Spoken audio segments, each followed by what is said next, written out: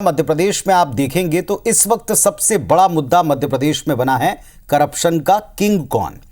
काले धन के कुबेर का असल में किससे है कनेक्शन, कौन है उसका करीबी।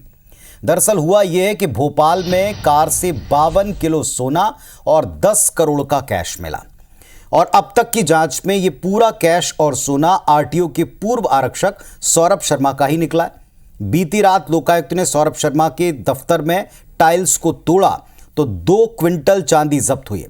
मामले में जांच अपनी जगह है और जांच में जो फैक्ट्स हैं वो चौंकाने वाले हैं। आंखें फट जाएं, इतना सोना चांदी और कैश एक जगह से निकल रहा है। तो दूसरी तरफ इस मुद्दे पर सियासी बयानों से माहौल गर्मा चला है।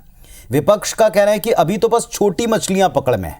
ये हाल अगर अभी है तो आरटीओ का आरक्षक रहा कोई एक शख्स अकेले इतनी कमाई कैसे कर सकता है। ये हो नहीं सकता। विपक्ष सवाल उठा रहा है कि इसमें सत्ता पक्ष के किस नेता का हाथ है, किसका ये करीबी है, इसकी बाकायदा जांच होगी क्या, ये सवाल विपक्ष ने उठाया।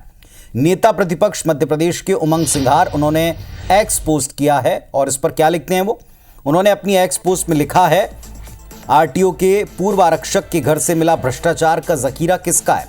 कोई भरोसा करेगा कि आरटीओ से वीआरएस लेने वाला आरक्षक, इसके घर से लोकायुक्त को 2.85 करोड़ रुपए का कैश, आधा किलो सोना, हीरे के जेवर, करोड़ों की प्रॉपर्टी के कागजात मिल सकते हैं। उन्होंने पूछा है कि ये जखीरा है किसका।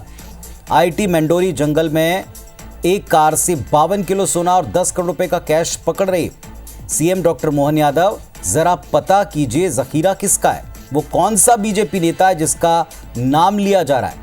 बीजेपी जिस शुचिता की बात करती है, इस घटना ने उसकी धज्जियां उड़ा दी हैं। तो ये ट्वीट है उमंग सिंघार का। अब जाहिर है कि उमंग सिंघार के इस ट्वीट का जवाब भी आना ही था। तो उमंग सिंघार के ट्वीट पर बचाव किया, सफाई दी या फिर पलटवार किया प्रदेश के पीडब्ल्यूडी मंत्री राकेश सिंह ने। उन्होंने कहा कि ऐसी कार्रवाई का साहस अगर कोई कर सकता है तो वो केवल और केवल बीजेपी सरकार ही हो सकती है।